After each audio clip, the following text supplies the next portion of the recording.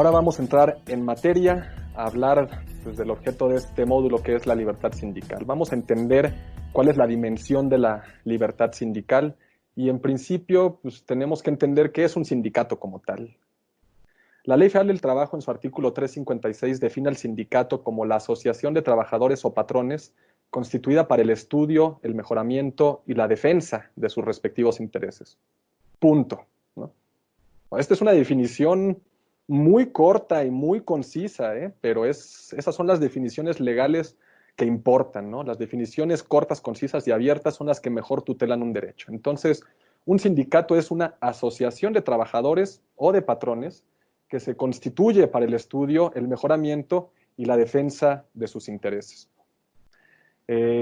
¿Cuáles son los requisitos para tener un sindicato? Bueno, más allá de los requisitos formales que establece la ley, que es tener al menos 20 trabajadores o 3 empleadores, una asamblea constitutiva, un padrón de miembros, los estatutos aprobados por la asamblea, la directiva, la reforma laboral lo que hace es tutelar el derecho de asociación y la libertad sindical, es darle contenido y alcances a estas definiciones y derechos. ¿Cuál es la definición, pues, de la libertad sindical o cómo podemos entender la libertad sindical?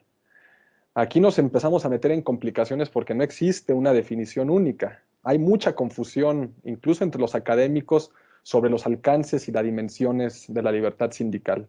¿Es acaso la libertad sindical el derecho que tienen los trabajadores a organizarse? ¿O es el derecho que tienen de crear un sindicato? ¿O es acaso la libertad sindical aquella libertad justamente que tienen los sindicatos para autodeterminarse sin intervención del patrón o del Estado? ¿O es la libertad que tienen para tomar acciones concertadas de negociación, sentarse con un patrón y exigirle la celebración de un contrato colectivo? ¿O la libertad sindical es el derecho que tienen los trabajadores de irse a huelga? Bueno, el concepto entraña muchísimos aspectos que deben examinarse de forma particular. Sin embargo, tenemos que tener una visión sobre la libertad sindical muchísimo más integradora, muchísimo más consistente. Académicos laboralistas como Arturo Alcalde señala que debe tenerse una visión triangular integradora de la libertad sindical. Estamos hablando de la libertad de asociación, de la negociación colectiva y del derecho de huelga. Son tres conceptos o tres derechos que deben estudiarse y entenderse de manera integral, porque sucede mucho esto, ¿no? En varias conferencias que se han tenido en los que hemos estado, pues dicen, ahora vamos a ver la libertad sindical. Y luego otro expositor ya después ve por ahí la negociación colectiva. Ya después en otro módulo, otro expositor habla sobre la huelga. No, no, no. Lo que dice Arturo Alcalde es que la vinculación de estos tres derechos es tan íntima y que se descubre en la práctica, por supuesto, que la separación de estos tres conceptos es por demás artificial. Tenemos que tener una visión triangular integradora de la libertad sindical, cubriendo estos tres derechos que interactúan y se vinculan de una manera muy profunda. ¿Cuáles son las dimensiones de la libertad sindical? También pues, la academia dice que existen, digamos, dos dimensiones, la individual y la colectiva, el interno y el externo. Vamos a abordarlo desde esta segunda óptica, ¿no? Una dimensión interna de la libertad sindical y una dimensión externa, ¿no? La dimensión interna o el ámbito interno de la libertad sindical es el derecho que tiene toda persona ante su sindicato, es el derecho que tiene a organizarse y a formar parte de un sindicato o incluso a no formar parte de ninguno. Esto también es parte de la libertad sindical. Yo no quiero ser parte de ningún sindicato, a mí no me pueden obligar a afiliarme a uno y que mi trabajo dependa de ello, ¿no? Entonces es, digamos, este derecho individual a organizarse, a formar parte o no formar parte de un sindicato y a la vez el derecho que tiene un trabajador de participar activamente en la vida y en la organización de su sindicato. Estamos hablando aquí de una participación activa, ¿no?, del trabajador frente a su sindicato. Y esto se traduce en diversos derechos que están establecidos en la Ley Federal del Trabajo y sobre todo en la reforma laboral. Estamos hablando de reglas de transparencia y de rendición de cuentas, por ejemplo. El artículo 358, fracción novena de la Ley Federal del Trabajo, y el artículo 373 habla de esta obligación que tienen todos los sindicatos de informar en la asamblea a todos sus agremiados sobre la administración del patrimonio sindical. ¿En qué estás gastando las cuotas, compadre? ¿Cuánto estás ganando tú, líder sindical? ¿Cuánto están ganando aquí las directivas, no? Todo esto es un derecho que tiene el trabajador frente a su sindicato. Y este es uno de los primeros ámbitos o derechos reconocidos en la dimensión interna de la libertad sindical. Pero también uno de los derechos que se incluyen en esta categoría es el de la democracia sindical, la participación activa del trabajador dentro de su organización a través del voto personal, libre, directo y secreto. Derechos garantizados en los artículos 371, fracción novena, en lo que hace a la elección mediante consulta de los dirigentes sindicales, el artículo 390 bis, que establece el requisito de tener la constancia de representatividad para celebrar un contrato colectivo de trabajo inicial, el artículo 390 ter, que establece la obligación de someter a consulta la aprobación de un contrato colectivo o de una revisión contractual. En fin, esta dimensión de la democracia sindical también forma parte de el derecho de los trabajadores frente a su sindicato para participar activamente en las decisiones que tome. Otro derecho u otra libertad en esta categoría es el de la garantía de no discriminación. Y no discriminación no nos referimos, digamos, al tema de género, aunque sí también tiene una relación, pero sino en términos mucho más amplios. La no discriminación involucra el reconocimiento a la libre afiliación. El artículo 358, fracción primera de nuestra Ley Federal del Trabajo, establece que los miembros de los sindicatos, federaciones y confederaciones cuentan con los derechos de libre afiliación y de participación al interior de los sindicatos, los cuales implican las siguientes garantías, ¿no? Y aquí tenemos el derecho a no ser obligado a formar parte o no de un sindicato, ¿no? El derecho de libre afiliación. Yo no quiero formar parte de un sindicato, yo quiero formar parte de este sindicato y no de este. Tú no me puedes condicionar, sindicato o patrón, a través del contrato colectivo, no me puedes condicionar el empleo en función de mi derecho de libre afiliación. También el artículo 391, párrafo segundo, establece la prohibición de la famosa cláusula de exclusión. Aquí rápidamente busquemos el precepto legal. 391, párrafo segundo.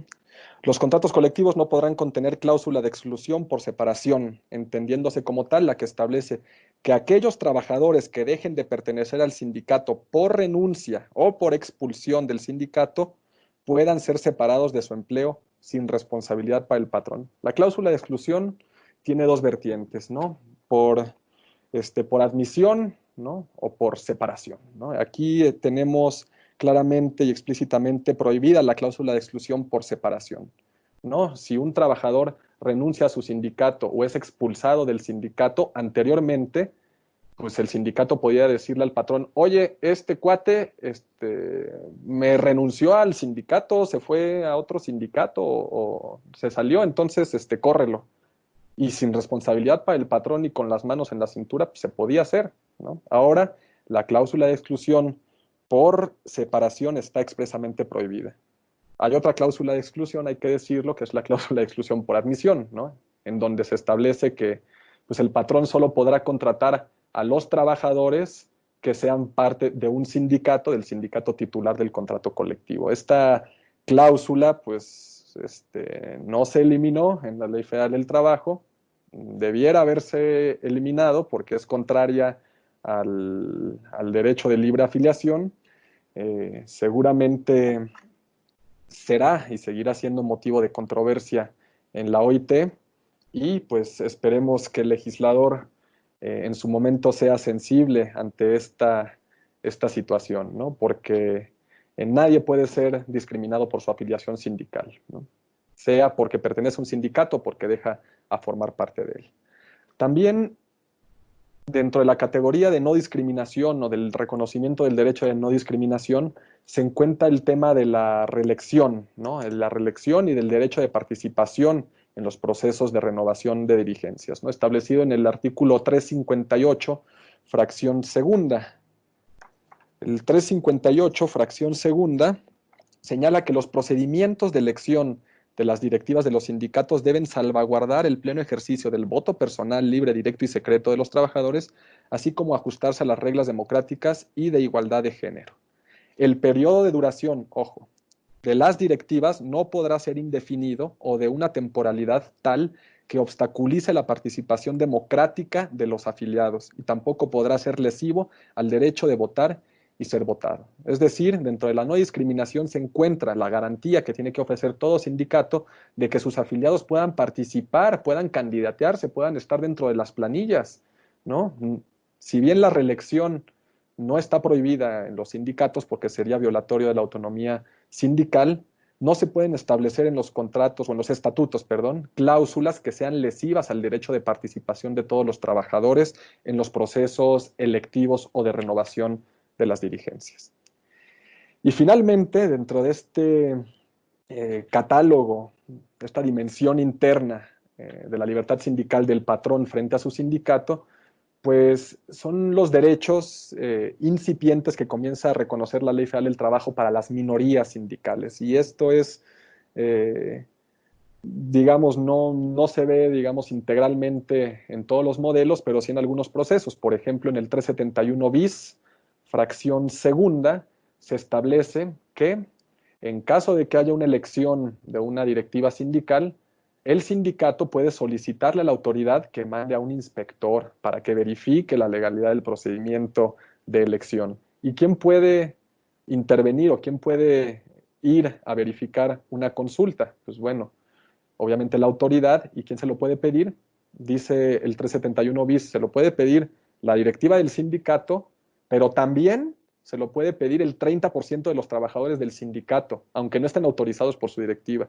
Y este reconocimiento, digamos, incipiente de un derecho de minorías en un sindicato, pues es muy significativo y esperemos pueda verse replicado en futuras reformas sobre otros procesos, ¿no? Los derechos de las minorías al interior de un sindicato, pues es un proceso, una agenda todavía pendiente, ¿no? Y partir obviamente de la idea de una realidad en México, de que existen sindicatos muy poderosos con muchísimas escisiones, ¿no? Hay muchos grupos dentro de un sindicato que no están de acuerdo en cómo se administra el sindicato, en cómo se toman las decisiones, pero bueno, no les queda mayor remedio que alinearse o ajustarse a lo que diga el líder, ¿no? Porque pues, obviamente si se salen del sindicato y pretenden crear un sindicatito, pues pierden muchísimos de los derechos que tienen. Entonces, el establecimiento de derechos de minorías al interior de los sindicatos es un tema fundamental, digno también de discusión. No lo haremos en esta ocasión, pero bueno, había que señalarlo como uno de estos aspectos del ámbito interno de la libertad sindical en el sindicato. Ahora, el ámbito externo de la libertad sindical. Podemos verlo en dos ópticas. La libertad sindical del sindicato frente al patrón y la libertad sindical del sindicato frente al Estado, ¿no? Es el ámbito externo, ¿no?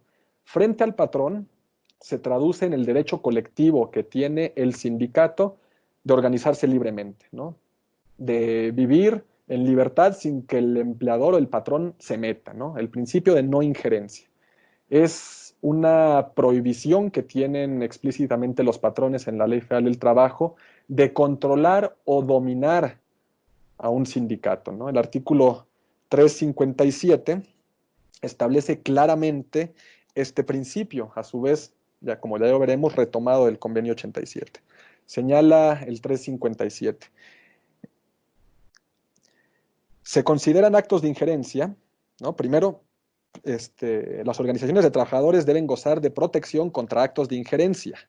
Y después se consideran actos de injerencia las acciones o medidas tendientes a fomentar la constitución de organizaciones de trabajadores dominadas por un patrón o de apoyar en cualquier forma a una organización de trabajadores para colocarlas bajo su control. Vaya, vaya. Esto es los cimientos de lo que es la no injerencia patronal en la vida interna de un sindicato, y viene, como ya dijimos, del convenio 87, como lo veremos en un momento.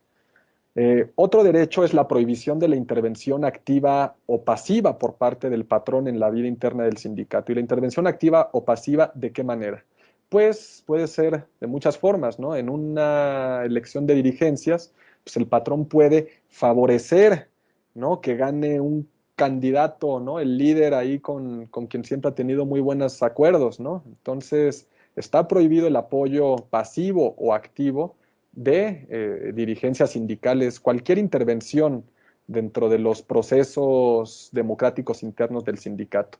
Y asimismo está prohibida la intervención pasiva a través de la desafiliación obligatoria, ¿no? Son prácticas que suceden, ¿no?, que ya hemos visto, en donde el patrón, pues básicamente llama a los trabajadores y con un machote, una hojita les dice: a ver, aquí fírmame que dejas de pertenecer al sindicato tal, ¿no? Aquí fírmamelo rápido y pues todo en orden, ¿no? Pero si no me lo firmas, híjole, la que te espera, ¿no? Entonces, el empleador puede intervenir en la vida de un sindicato promoviendo la afiliación o la desafiliación de sus trabajadores, ¿no? Y finalmente, el reconocimiento del patrón del sindicato. El artículo 387, muy famoso, indica que cuando un sindicato exija la firma de un contrato colectivo de trabajo al empleador, éste tiene que hacerlo. Obviamente ahora, con el nuevo modelo laboral, se le exige previamente la representatividad, ¿no? Exhibir su constancia de representatividad. Pero, pues, es importante que el patrón, cuando un sindicato le exija la firma de un contrato colectivo y demuestre tener la representatividad de los trabajadores, pues el patrón no tiene otra alternativa más que sentarse a negociar. No puede hacer mutis, ignorarlo y decir: no, pues yo no te conozco, no, ahí ese sindicato se ve más democrático. No, no, no. El deber del patrón de reconocer al sindicato representativo cuando le pida negociar.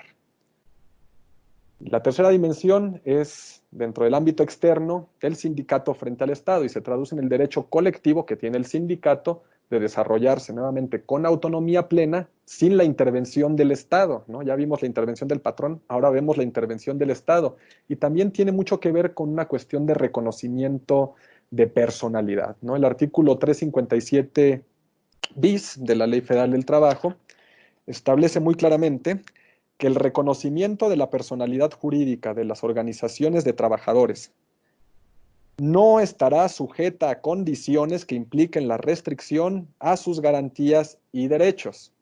Es decir, no se puede restringir la libertad que tienen los sindicatos para redactar sus estatutos, para elegir a sus representantes, para organizar su administración, para formular su programa de acción, para constituir las organizaciones que estimen convenientes, etcétera, ¿no? El Estado tiene que reconocerles esta personalidad y no restringir, digamos, el acceso a este reconocimiento a que los estatutos vayan en X sentido, o que el líder sindical que lleve la negociación sea tal o cual, ¿no? Esto no se puede. También en lo que hace al registro sindical es muy importante. El 364 bis señala que el Estado no puede intervenir mediante acciones en cuestiones de registro para influir en la organización sindical. El 364 bis establece que en el registro de los sindicatos, así como en la actualización de las directivas sindicales, se deben observar los principios de autonomía, equidad, democracia, legalidad, transparencia, certeza, gratuidad, inmediatez, imparcialidad y respeto a la libertad sindical y a sus garantías. Y aquí hay un párrafo tercero muy interesante que está vinculado a esto. En materia de registro y actualización sindical, la voluntad de los trabajadores y el interés colectivo prevalecerán sobre aspectos de orden formal, ¿no? ¿Qué significa esto? Pues que, que no puedes aducir como autoridad cuestiones formalistas, ¿no? De, uy, no, aquí en su solicitud se le fue, aquí no puso esta palabra o no fundamentó bien y no, pues fíjese que no le puedo dar el registro. No, no, no, no, no. La voluntad de los trabajadores y el interés colectivo prevalece sobre aspectos de orden formal. El Estado no puede utilizar el registro como un mecanismo de premio, de castigo o de control. Es un procedimiento administrativo y cuando la voluntad de los trabajadores se expresa, el Estado tiene que darle prioridad sobre cualquier aspecto formalista. Y esto también se relaciona con el artículo 366 de la Ley Federal del Trabajo, en donde se dice que el registro podrá negarse únicamente si el sindicato obviamente no se propone la finalidad prevista en el 356, si no tiene pues, el número de miembros fijado en el 364, si no se exhiben los documentos del 365 y, aquí muy importante, establece que cuando el solicitante no cumpla con alguno de los requisitos anteriores, requisitos de orden formal, a fin de salvaguardar el derecho de asociación, la autoridad tiene que prevenirlo dentro de los X días siguientes para que lo subsane, para que subsane su solicitud. Y tiene la autoridad que precisar en qué términos tiene que hacerse esta corrección, ¿no? Esto quiere decir que pues, en el pasado pues, era muy fácil, ¿no? Llegaba aquí el sindicato, ¿no? Solicitaba su registro, su toma de nota, y la autoridad le decía, uy, joven, no, pues fíjese pues, que está mal, aquí no fundamentó bien este artículo, cerrado, negado su registro, ¿no? Vuelve a empezar, ¿no? Pues, óyeme, no, aquí lo que dice la ley es, tu autoridad tienes que prevenir, tienes que decirle al sindicato, a ver, te faltó esto, o esto, aquí está mal, muévele aquí, y entonces el sindicato hace estas correcciones y ya la autoridad ya le da la toma de nota pues, de su registro, de su actualización. Es decir, el Estado tampoco puede utilizar pues, la figura de pues, o ponerse muy formalista para poder incidir en el registro sindical. Tiene que prevenir previamente. Otra cuestión relacionada con este ámbito externo de la libertad sindical frente al Estado es la cuestión del radio de acción. El radio de acción pues está, digamos, establecido en el artículo 360 de la Ley Federal del Trabajo. El 360 establece que los sindicatos pueden ser gremiales, pueden ser de empresa, pueden ser de industria, los nacionales, pueden ser de oficios, ¿no? Esto es el radio de acción, ¿no? O sea, sindicato, en el régimen anterior, tú tienes que ajustarte o encuadrarte en alguno de estas tipologías, ¿no? Y si no te ajustas a esta tipología, pues, hazle como quieras, pero yo no te voy a registrar. Aquí la reforma laboral establece una cuestión bien interesante. Establece un párrafo final al artículo 360 en donde señala, la anterior clasificación, el radio de acción, tiene carácter enunciativo, por lo que no será obstáculo para que los trabajadores se organicen en la forma que ellos decidan. Es decir, se elimina esta conceptualización tipológica de que tu sindicato tienes que encuadrar en uno de estos para ser un sindicato. Aquí ya es la reforma laboral dándole la importancia que merece a la libertad sindical, diciendo, pues te puedes organizar así o así o así o así, o como tú quieras. Yo, Estado, no te puedo poner ni una limitación a que te organices. Una clasificación enunciativa no limitativa. Y bueno, ya estas son, digamos, las dimensiones, el ámbito interno y externo de la libertad sindical, y pues son dimensiones que toman cara o toman forma en el convenio 87 de la OIT. El convenio 87, muy famoso y muy sonado, pues es un instrumento fundamental, un convenio fundamental, aprobado en San Francisco en 1848. De hecho, México lo ratificó luego, en 1950, pero históricamente lo ha ignorado, ¿no? Es un convenio que tiene una lógica de protección de derechos frente al Estado, más que frente al patrón, ¿no? El convenio 98, que ya veremos posteriormente, sí protege derechos de los sindicatos frente al empleador. El convenio 87, tiene una lógica más de protección frente al Estado. Y en realidad es un texto muy corto, ¿no? Tiene, si no mal recuerdo, 17 artículos aproximadamente, pero es muy contundente y de hecho su esencia se reduce en 4 artículos que muy rápidamente vamos a citar. El artículo segundo del convenio 87, fíjense que este artículo es bellísimo, es el cimiento de la libertad sindical. Dice, los trabajadores y los empleadores, sin ninguna distinción y sin autorización previa, tienen el derecho de constituir las organizaciones que estimen convenientes, así como de afiliarse a estas organizaciones con la única condición de observar sus estatutos. Es decir, desde el artículo 2 del convenio 87 se le da una dimensión a la libertad sindical súper amplia, ¿no? Y es esta misma dimensión que pretende recoger la reforma laboral. Sin distinción, sin autorización, derecho de constituir las organizaciones que quieras, que estimen convenientes, ¿no? De afiliarse a ellas y por tanto también, pues de no afiliarse a ninguna, ¿no? Y la única condición es que observe los estatutos, punto, ¿no? Esta definición amplia, clara, tutela de manera evidente el derecho de afiliación y de organización. El artículo 3 establece que las organizaciones de trabajadores y de empleadores tienen el derecho, y aquí se enuncian los derechos, digamos, básicos de los sindicatos, a redactar sus estatutos y sus reglamentos, a elegir a sus representantes libremente, a organizar su administración y sus actividades, y a formular su programa de acción, ¿no? Derechos básicos que no pueden ser restringidos. La personalidad de los sindicatos no pueden ser restringidas o limitadas y tendrá que reconocer estos derechos como base. Y el numeral segundo o el párrafo segundo de este artículo 3 señala que las autoridades públicas, es decir, el Estado, tiene que abstenerse de toda intervención que tienda a limitar este derecho o a entorpecer su ejercicio legal. Y después el artículo 4 establece también un principio bien conocido. Los sindicatos no pueden ser disueltos, no estarán sujetos a disolución o suspensión por vía administrativa. La única vía en que tú puedes suspender o disolver un sindicato como autoridad es por la vía jurisdiccional, porque un juez decreta que el sindicato deja de cumplir con su objeto, deja de reunir los requisitos, o incluso, y aquí lo introduce la reforma laboral, una causal, digamos, de disolución o de cancelación del registro sindical, por vía judicial, por supuesto, es que se demuestre la comisión de actos de extorsión por parte de representantes de un sindicato en contra de la empresa. Bueno, así se estableció la reforma, es una cuestión controversial sin duda, de hecho materia de amparo, hay muchos amparos ahí siendo resueltos y precisamente se van contra esto, ¿no? Porque un sindicato dice, oye, pues ¿yo qué culpa tengo?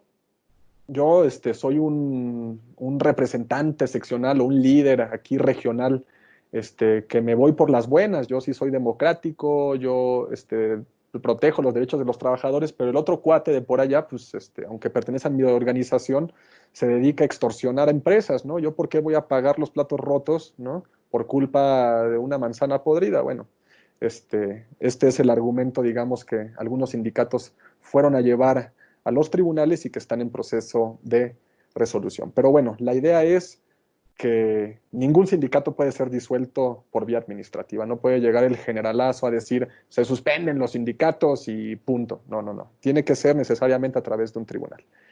Y ya finalmente el artículo 5 del convenio 87, que simplemente establece el derecho de constituir federaciones y confederaciones, así como afiliarse a organizaciones internacionales de trabajadores y de empleadores.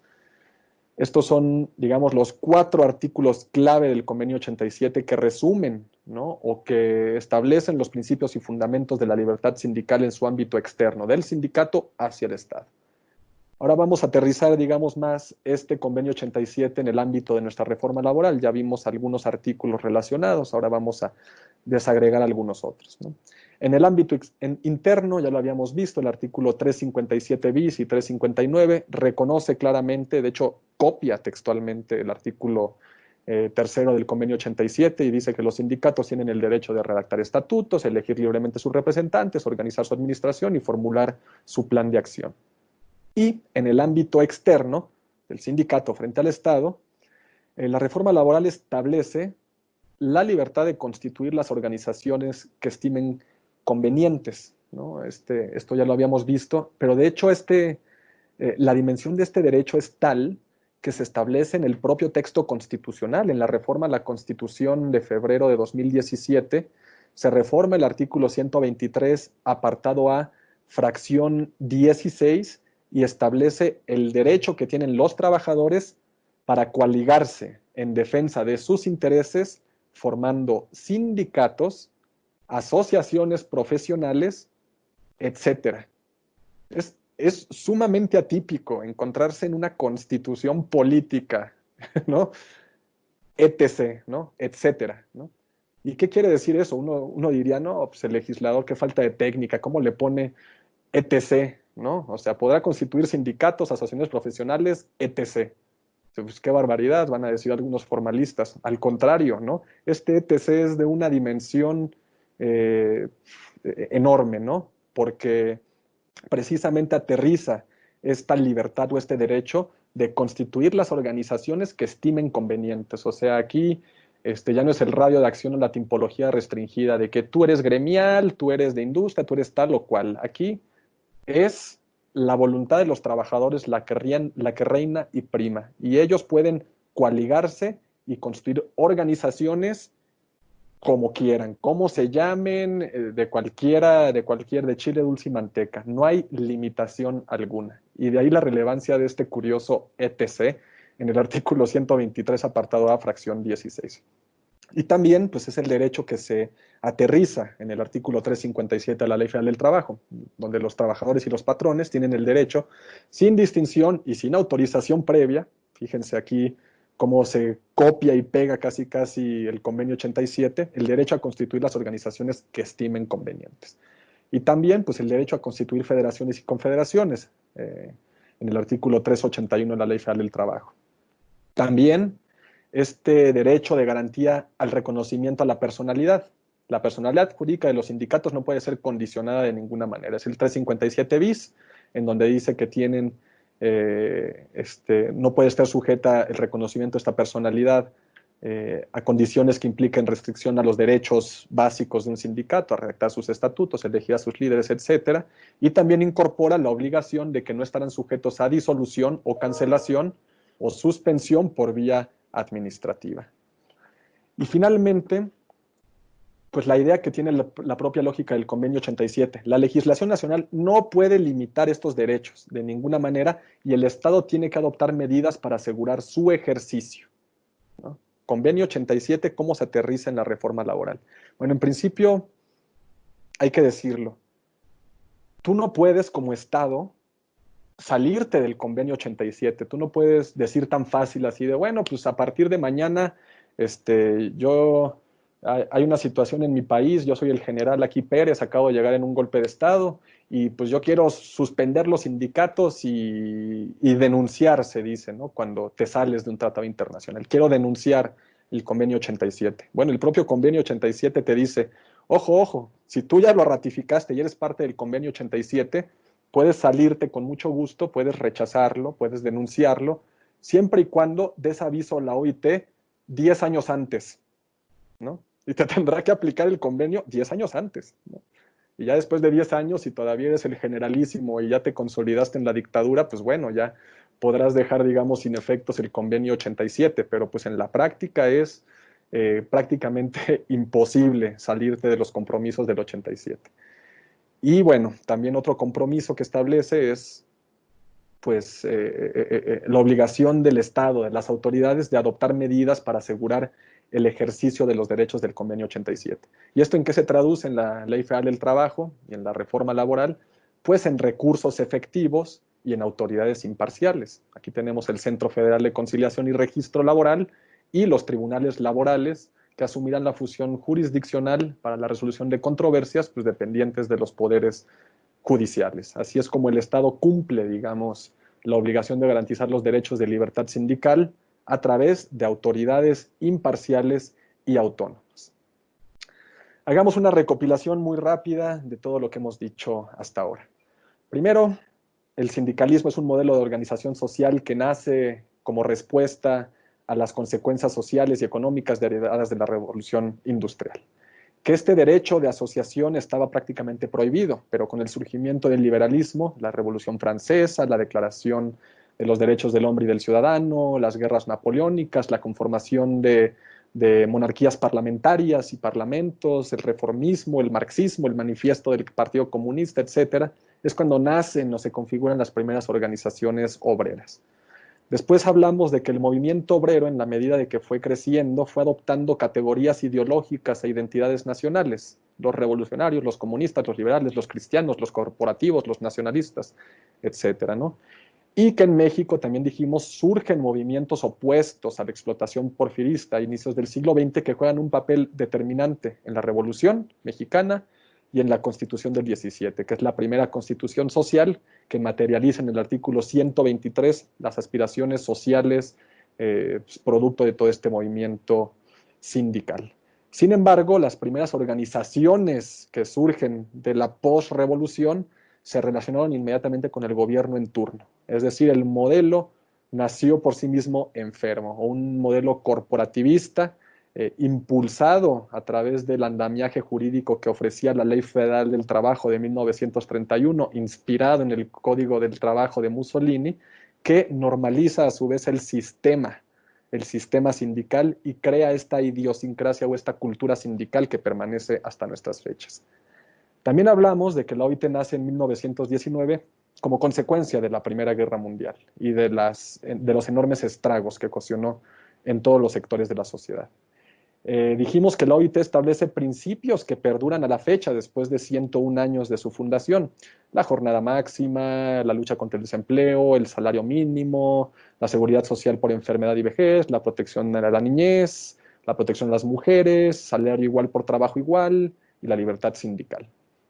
También vimos que dentro del marco de la OIT, si bien existen 190 convenios, existen 8 fundamentales que están agrupados en 4 categorías: libertad de asociación, libertad sindical y negociación colectiva, que son los temas que estamos viendo, de los convenios 87 y 98. También hablamos de la Declaración de Principios y de Derechos Fundamentales de 1998, en donde se materializa, digamos, en donde se recogen estos convenios fundamentales y se dice, ojo, estos son los principios fundamentales y establecen compromisos obligatorios, sean o no parte de estos convenios. Y también hablamos del resurgimiento de la OIT ante las transformaciones socioeconómicas de la globalización. Tiene una mayor relevancia en un mundo globalizado, en donde el trabajo se precariza y se flexibiliza. También hablamos de la experiencia de México, ¿no?